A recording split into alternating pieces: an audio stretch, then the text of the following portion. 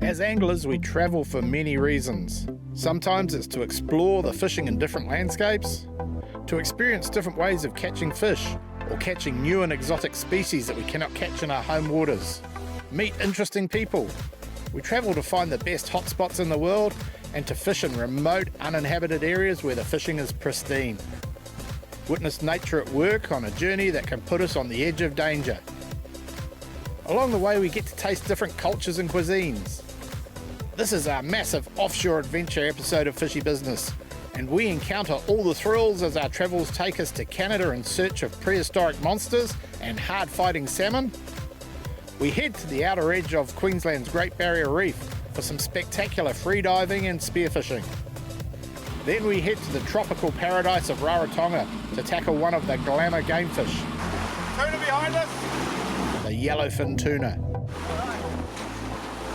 And finally hit the seas in the Wave Runner in search of saltwater speedsters off Fraser Island. After a 13-hour flight, a massive head cold and with little sleep, I was still pumped to be heading out fishing. Kirk and I were in Canada as the guests of Scotty, the guys who make downriggers and fishing accessories. As we left the harbour in Victoria on Vancouver Island, the sight of flat calm sea and snow-covered mountains lifted my spirits. Now the only question is, would the fish be on the bite? So what we're going to be doing is setting a downrigger, or two downriggers in fact. And it's probably fair to say that this area probably is the home and the conception and the birth of the downrigger, for salmon fishing especially. And since then, downriggers have spread throughout the world, used in various means of fishing, game fishing, freshwater fishing, everything. What they use here is they use a big flasher bar, or dodger bar they sometimes call it, and a very simple lure. This one represents a local baitfish, needlefish, and it's a very simple lure, but I know simple lures work. Captain Rob is one of the top skippers in the region, and soon he had the downriggers deployed, so we were trolling at the optimum depth to catch the prize of the salmon species, the king or Chinook salmon.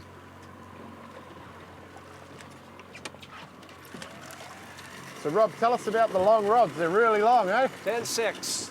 How long? 10.6? 10'6". And the benefit for downrigging with such a long rod? It's like a off-road shock absorber. Barbless hooks, and you need that to keep the fish on that little tiny hook, right? Yeah, excellent.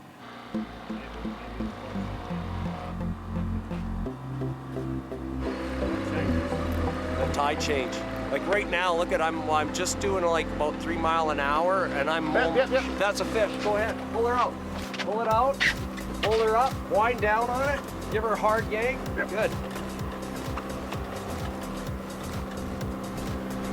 So remember, barbless hook. Yeah. We're on. Tension on that sucker all the time. Try to keep moving on the reel also. Yeah. This one's got a bit of toe. So every time you're doing that, you've got to be taking something. Yeah. Exactly. Well, that was all of about 2 minutes trolling with the downrigger. The rod just sort of started bouncing around, and we were on.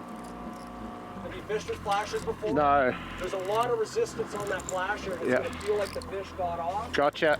So it's like, you want to, as soon as it pops, you want to be fast on it and get them in here. Yeah, I know what you mean. You want to water ski them in. It looks like the flasher's water skiing. There's the flasher. See Yep. it? Yeah, I got it. Okay, flasher right to the top. Yep, I gotcha. Right to the rod tip. Yep. Lift, that's it, I got him. Nice In my work. Scotty net. Hey, And look at the hook. Look at that. just fell out, eh? Straight out. Wild Chinook salmon, eh? Yeah. So that's the premium eating salmon, the Chinook? Yeah, That's the best sure one? is. It's the Americans like to call them king salmon Ah, because they get to be the biggest. yeah, we actually catch these in New Zealand as well. They're beautiful fish. Yeah. Wild caught Chinook salmon. Yum. That one is going to be so delicious. Downrigging for salmon is done quite close to the bottom, so Rob was constantly adjusting the depth to keep the lure in the strike zone. Fish on. I'm on my first salmon. I've never caught a salmon before, so I'm on one now. Surprisingly, it's a bit of weight there. never quite know how big these things are going to be, so looking forward to seeing what it is. Right. So the fact that he's popped to the top, does that mean he's probably quite small? Not necessarily, no. He was pulling a bit. Sometimes they just do that, but usually the bigger ones will stay down deeper. Being early in the season, the fish range in size from half a kilo up to around 10 kilos. Okay, here comes the flasher. Later in the season would see fish in excess of 15 kilos. A little lift and you'll come right to me once this, yeah.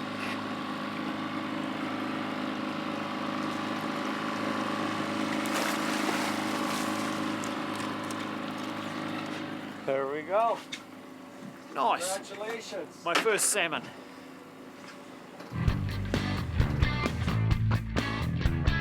Coming up, we strike silver and meet some cheeky locals.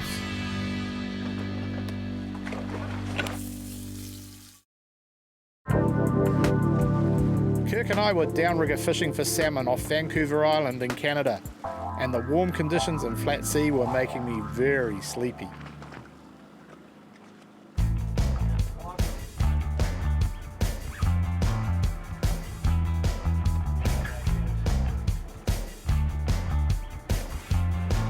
Well, I just got the classic downrigger strike where the clip lets go when the fish bites. And we're usually pretty happy when that happens because it's a sign of a bigger fish. Those little ones, they have trouble even pulling the line out of the clip. Well, this one, the rod just went bang and straightened up. Perfect. The annual salmon migrations in Canada are massive, and the fishery is carefully managed.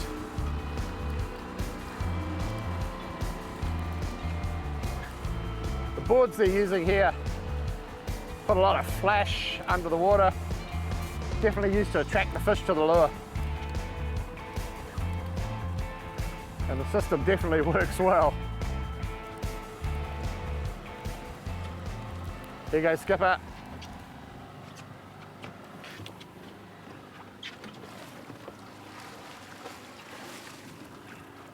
Yeah, that's a nice one. Probably my biggest of the trip so far. Good looking fish. What do you reckon, skipper? What's the call? Add a post fin on it. It's a beautiful fish. How big do you reckon? I'm thinking close to 9. Yeah, I'm thinking the same. Yeah. Beautiful wild salmon. Colours are magnificent. Nice fat fish.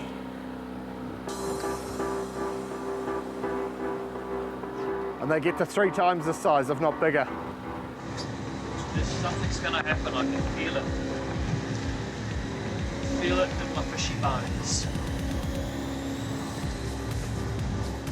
Yep, there you go. Oh, good Lord! What are you? You're freaking psychic! Oh, it's a good one. Oh, we've got a nice one on. I just sitting there and I said, I can feel it. I can feel that something good's going to happen, and bang! The line's popped out of the rigger and this thing's pulling line. So it's got to be, it's certainly the best fish I've had on. I haven't managed to get any line back on him yet. He's just pulling that line out. Oh, this is a decent one. Here he comes.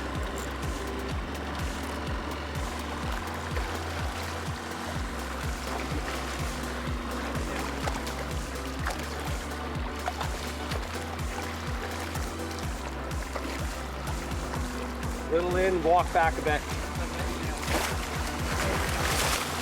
Oh yeah, that's a nice one. Whew, what a fish. That's a beauty. Man, that was awesome. Told you I had a feeling. That is man, oh man. And look at that.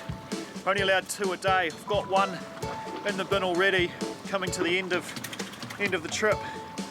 And to get a fish like this, to get my bag limit of 2 is a beauty. He's probably around, I guess, 12, 13 pound. Pulled hard, real nice fish. Real nice way to end the salmon trip. while Rob expertly fillets our catch. We're going to have salmon at this restaurant behind us for dinner. There's a few locals that keep the tourists entertained. Check this out. Although these seals are very cute, you have to remember they are wild animals and unpredictable, especially in situations like this where they have learned behaviour. A seal in another region had recently attacked a young girl, dragging her into the water and giving her some nasty injuries. Where's your mates? Why don't you go tell your mates there's some fish?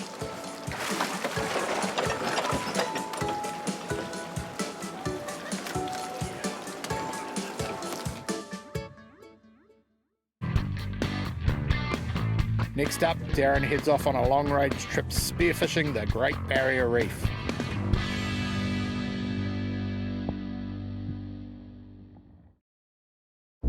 The hard work's done. We're here, loaded and ready to head out to sea. Can't stress it enough. Always stick together, buddy dive. Sort of have 4 or 5 of yous per dinghy so we can get as many of yous into water as possible. Every year at Weddy we try and run as many out-of-the-way dive trips to some stunning locations. I use my years of competitive spearfishing and overseas experience to pick an area, advise gear for the type of diving and guide them. But if you really want the big doggies, you have to go out of the Coral Sea. Yeah. Samarai's right off that corner there where it comes up to 11 metres. Our skipper Matt is only 26 years old, but has an amazing wealth of knowledge. Today's offshore show, I'm coming to you from the Swains Reef in Queensland, Australia. We're 160 nautical miles out to sea, and I've got 17 hardcore spearos with me. But there's a lot of fish we're not targeting. Giant trevally, for instance. They've got ciguatera, which makes you sick. You can't eat it, so we don't shoot them, but it's great to see. There's some swimming around the boat, we're feeding them, so we'll show you a bit of that. But there's all sorts of species like dogtooth tuna, spangled emperor, Spanish mackerel, red-throat emperor. There's all sorts that the boys have got to learn that they're the target species and the ones that aren't. So come along and have a look what's in the Coral Sea. The crew are slick. They make the unloading and loading of our dinghies look easy. With a little sea running, it could be a very dangerous job. There are loads of big GTs most days around the boat. It's great viewing, and they love nothing better than a few bits of fish thrown their way. Even though we're in the tropics, it still pays to have at least a good 3mm suit. The water temp is 25 degrees, but after several days hard at it, you do cool down. The viz is stunning. All the boys are ready and soon into it. Deep edges with lots of fish are the hot spots. Our target species will inhabit places like these. James Mason doesn't take long to nail a good Spanish mackerel. These are hard-fighting fish and can strip line faster than you can imagine. He has a good team around him, and his mate Alex Partridge puts in a backup shot to make sure of landing it. James still takes his time and gently pulls it in so as not to dislodge the spear. Often a fish is lost right at the last moment by an overzealous spearo. We had the flasher set, the homemade flasher set at about 10 metres. We're cutting up pillies and the bow shot a trevally, so we cut that up as well. And he came in on the flasher, dived down, sat down on the bottom for about, 20-30 seconds, and he came in close enough and plugged them.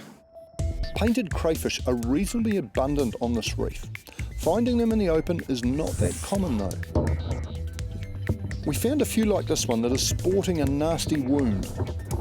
It's amazing how fast they can move when they need to. I need air and head back to the surface. Coral reefs are thought of as hard and sharp, but there are so many soft corals here as well. Adam Dowson shows with a good slow approach you can give yourself time to work out how to get a big cray out of a hole like this.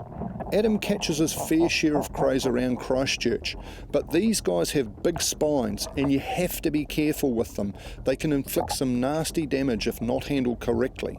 See how he holds the tail shut so it has no propulsion. I often see crays get lost as the diver surfaces like this. If they feel you loosen your grip, they're off. This should be an easy one sitting a long way out of its hole. Notice the noise they make. It's very loud underwater. This one is also showing some nasty damage. Fish must nail these when their shell is soft. He certainly doesn't like being caught. Notice also their very long legs. Once they clamp on in coral, they're very hard to dislodge. There are several different types of stingray here as well, similar to New Zealand.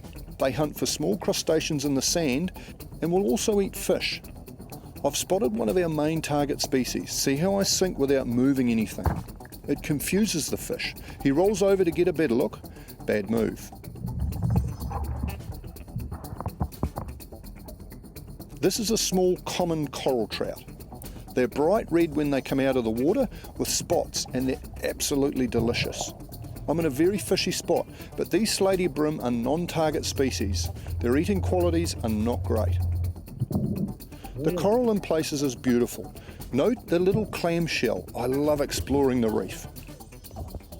My favourite type of hunting is out on the sand. I like to get down on the bottom as low as possible. It gets the attention of fish like spangled emperor. It's very challenging to hunt like this and requires a bit of bottom time. They're great fighters for small fish. Spangled emperor have sharp teeth. They can grow in excess of 6 kgs and are mostly found in schools on flat sandy bottoms. They will come into burley, and often throwing sand up is enough to get their interest. They often swim with other fish like jobfish. This is where your fish ID becomes crucial, as you need to recognise a correct species very quickly.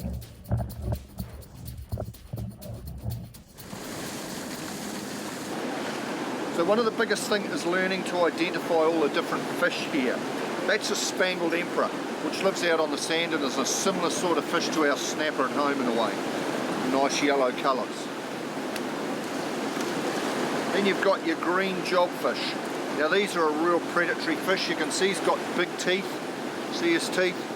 Again, lives out on the sand and over the broken coral and likes to attack and eat other little fish and crabs and all sorts of things. They're a really good fish to chase. Then you've got cobia. Now these cobia can be mistaken for a shark when you see them. You can see they've got quite a big dorsal, and the petrels like a shark has. Really hard fighting fish and really hard fish to dispatch. That's cobia. They swim with stingrays and swim with sharks and things. They sort of hang underneath them. This is one of my favourites. The red emperor. Beautiful eating fish, beautiful white flesh. Just sort of hang out around coral bommies. Got to be 55 centimetres long. This one here is 60.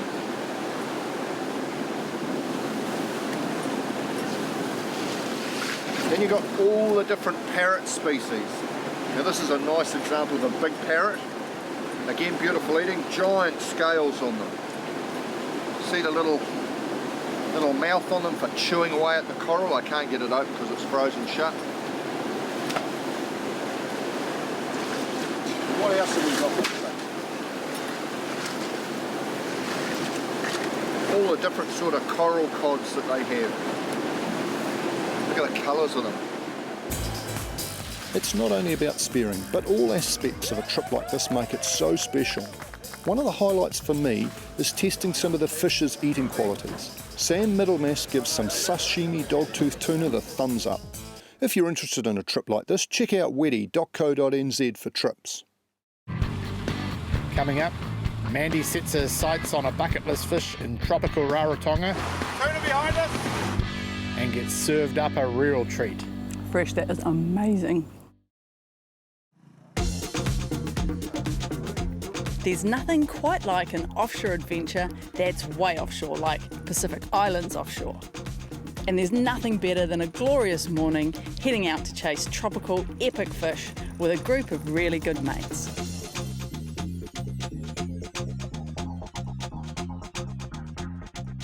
Now, where else in the world does everyone greet you by saying, "Long may you live"? Kia ora nā from Rarotonga. Now, fishing in New Zealand is great, there's no doubt about that, but it's such an adventure to experience something completely different. Now, on offer here in Rarotonga, we have wahoo, which is one of the fastest fish in the ocean.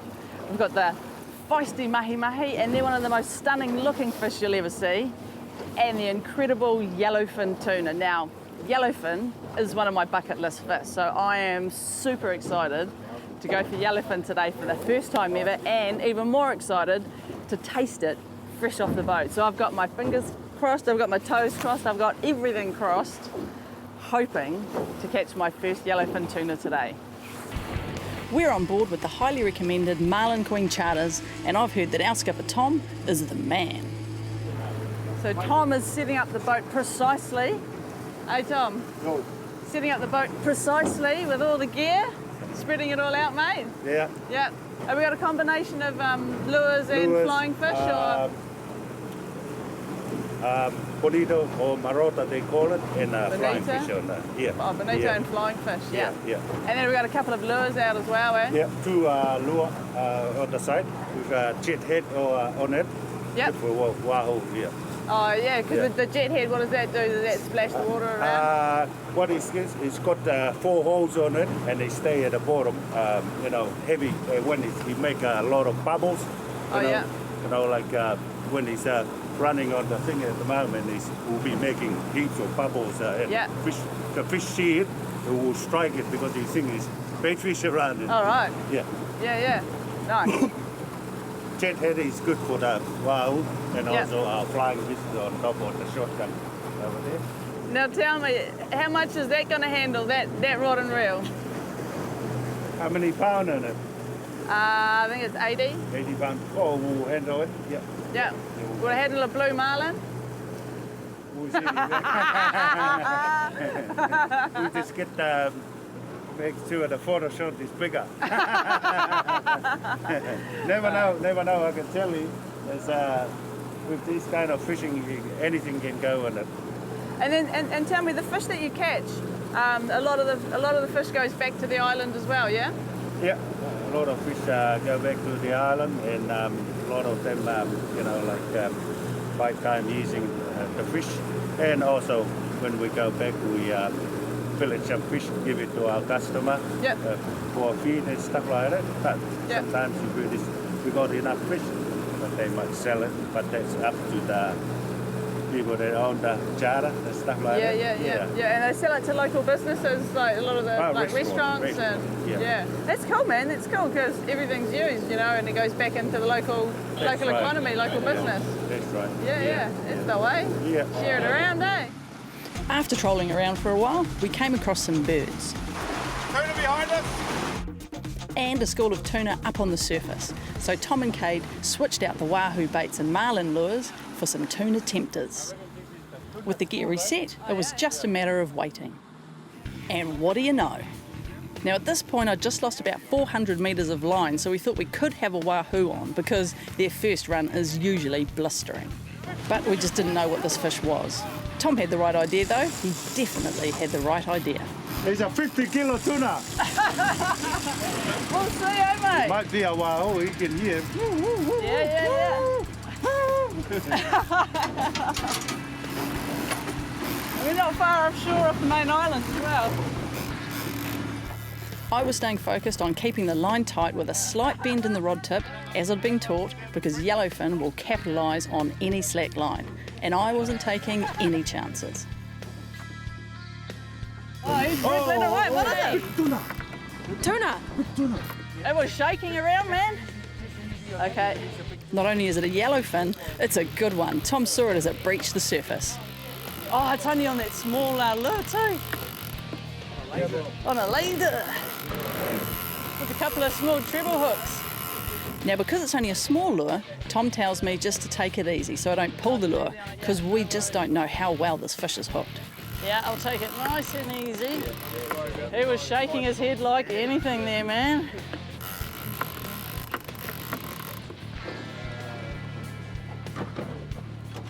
Meanwhile, he sets up the boat to bring the fish in, including 2 gaffs just in case, while I concentrate on keeping my line tight and gaining line back bit by bit.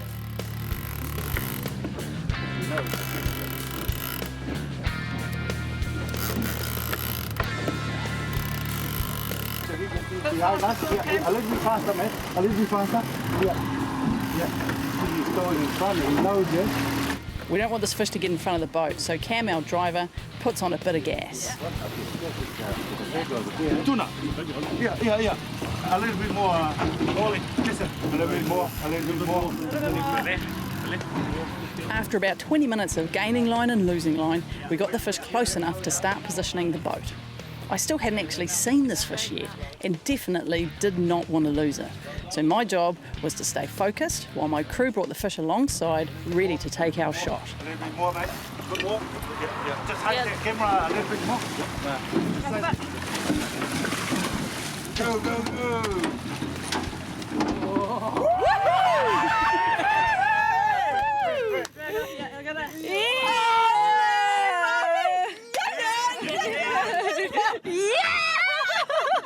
That is my first yellowfin tuna ever, and holy moly, that was epic! Thank you so much, that was awesome! I was pretty stoked, eh? And so were my boys. This beautiful yellowfin was estimated at 35 to 40 kgs, and this is the little lure it couldn't resist.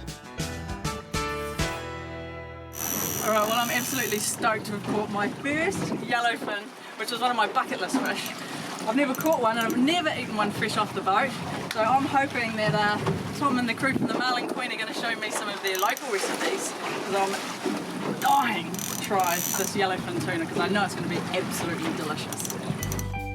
Hey Di. Hi Mandy. Wow. Did you get my yellowfin? Beautiful. Oh, that's awesome. So what are you gonna cook up for us? Yeah, so two of our favourite dishes here on the island are ikamata, which is the local marinated fish in lime juice or lemon juice and coconut cream. Yeah. And I think some of that looks perfect for sashimi. Oh so yeah. We'll do I love sashimi. Plate of sashimi as well. Sounds awesome. Thanks. All right, show me how to do it. Right. The first tip Di gave me is to let the flesh set overnight before you make sashimi. That way, it's less chewy. Next, she cubes the fish and gives it a rinse to wash the blood out of it.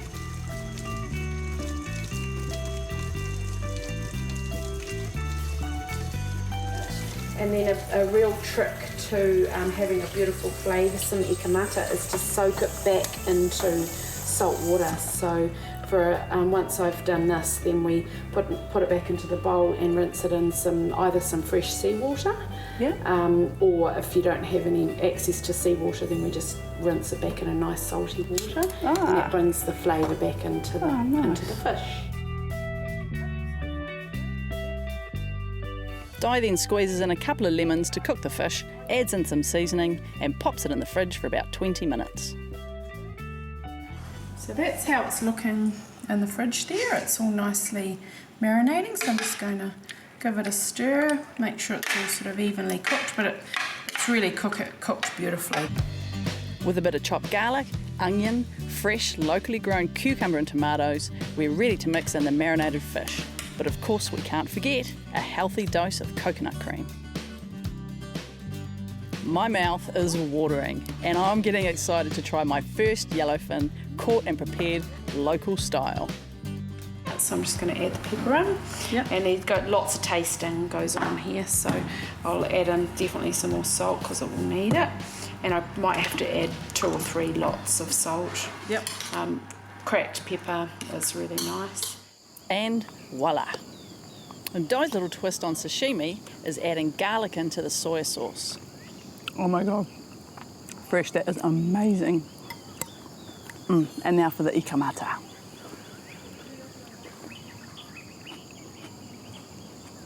Oh my god. Fresh yellowfin tuna. I don't know if I can ever go back now. This is just amazing. Good thing I've got a really big bowl. Next, Here you go, fish on! Kirk takes the wave runner to Fraser Island and does battle with some local speedsters.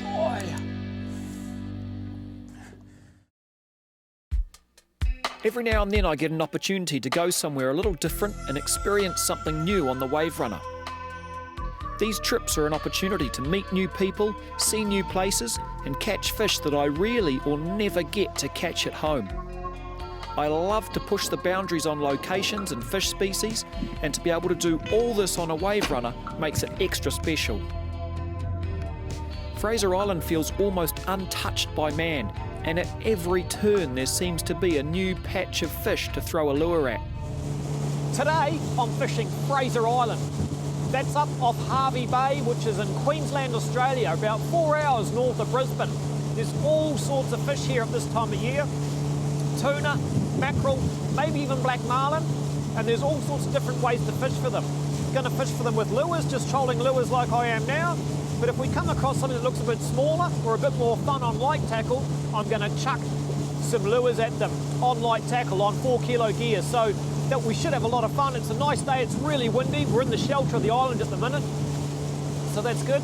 But outside of the shelter it's blowing about 25 knots. So we'll get into it, we'll keep fishing, see what we can catch.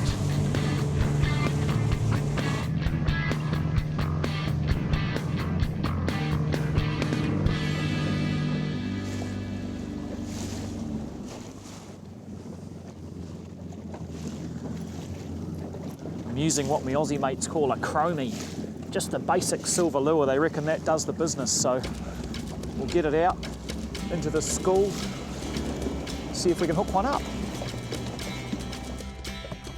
The ocean was alive with baitfish, so anticipation was high for a hookup. In a situation like this, I vary the speed that I retrieve my lure, because you never know what action will trigger the bite.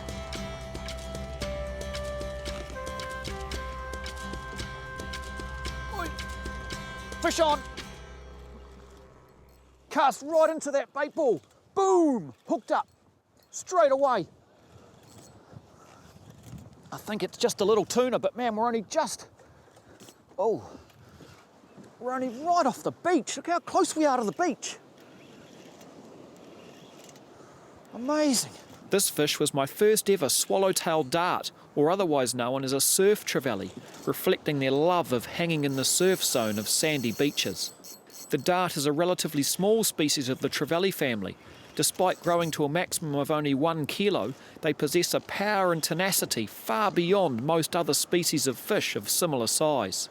Haven't got a landing net with me.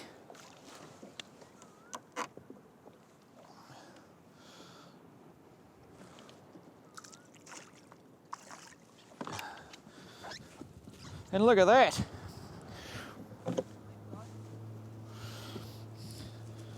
Look at that. What a beautiful fish. And another new species for me.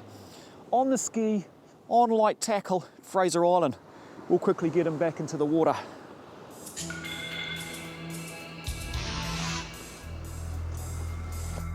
With this guy sent on his way, we headed around the next corner to see what else was on offer.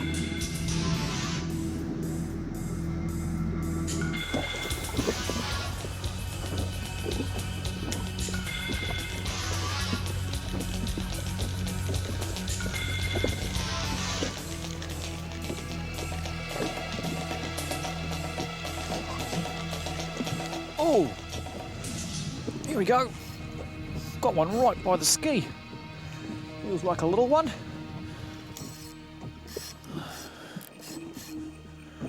Got some great power. These little tunas. Look at them all behind me. Beautiful.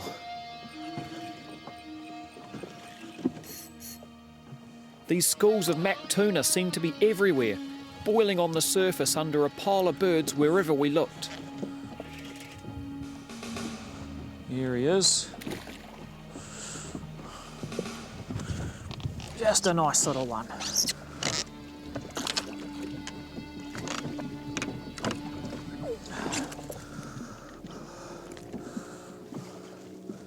Marlin bait, that's what that is. Big marlin bait.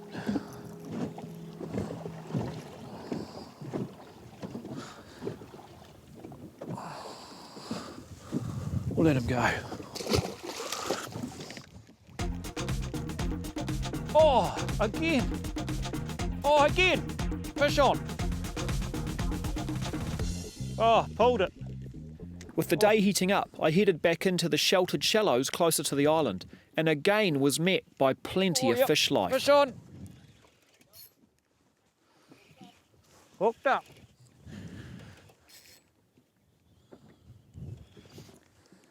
Here he comes. How's this for another new species? Spotted mackerel with a black tip. And it's busting up all around me. So I'm going to get this guy back in the water and get back into them. This was a leaping bonito. They love chasing baitfish in the warm, clear Queensland waters. Look at that, for a beautiful fish. And he's got this big black fin here. Look at that, big black fin, beautiful fish. We'll let him go. Just pulled right into a workup. Fish, yep, fish on. Fish jumping out of the water. Oh. Oh, yeah. That's a nice fish. Look at the power in that. We're right amongst it now. Keston just hooked up right at the ski, right behind me. They're just fish all around. And again, they're everywhere.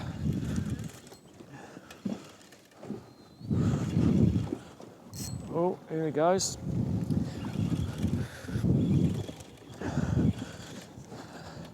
This is the fun of light tackle fishing, hearing those reels scream when you hook up, getting right amongst the action.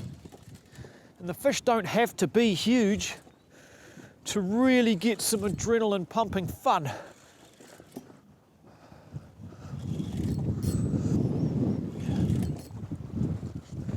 Still got some good power, this guy. He's digging down. Here he comes. Oh, he's not a bad one. It's a nice one on light tackle, that's for sure.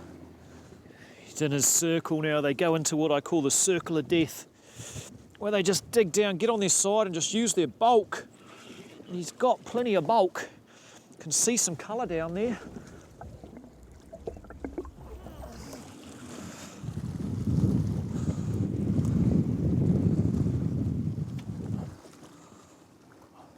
Look at the size of that on light tackle.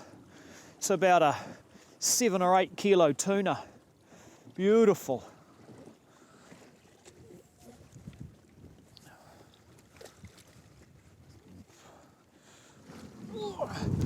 And there he is. Let's deal with the rod. How is that for some light tackle fishing? Fraser Island, Australia, light tackle, what a day out.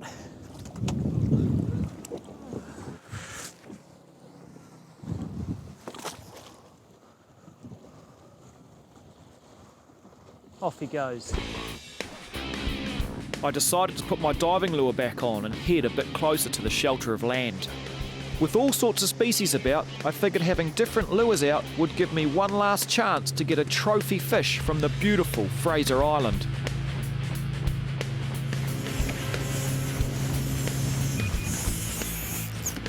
Here we go, fish on.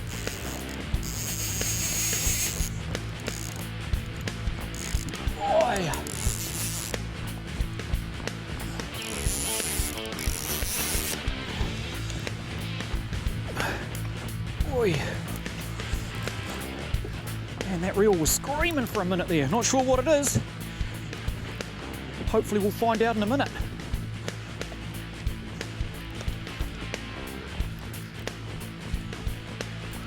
Let's grab the diving lure. I put a diving lure on just to get down below the top.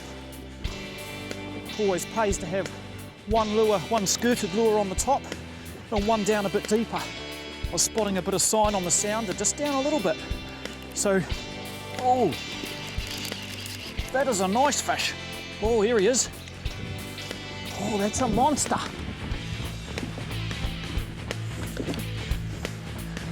This is the time when the fish are lost.